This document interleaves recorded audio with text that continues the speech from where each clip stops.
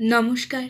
আজ 23শে জানুয়ারি নেতাজি সুভাষচন্দ্র বসুর জন্মদিবস উপলক্ষে সৃজনশীলের পক্ষ থেকে একটি ছোট্ট নিবেদন।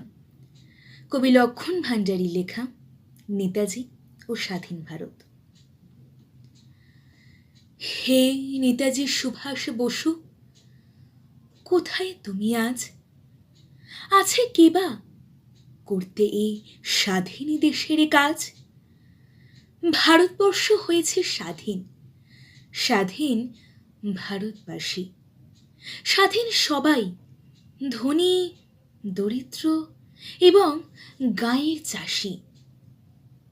ক্ষুধিত মানুষ অন্ন পায় না এই স্বাধীন দেশে।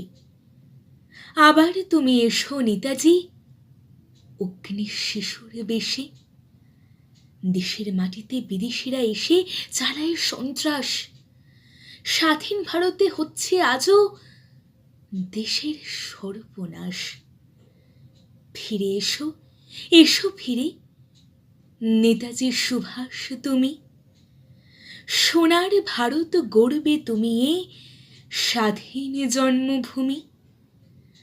ভারতবর্ষ হয়েছে স্বাধীন, এসো ফিরে পুনর্বার। স্বাধীনতার স্বপ্ন তবে বুঝি সফল হলো এইবার।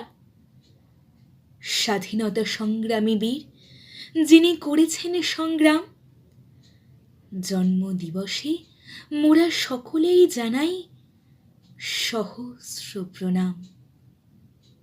নমস্কার।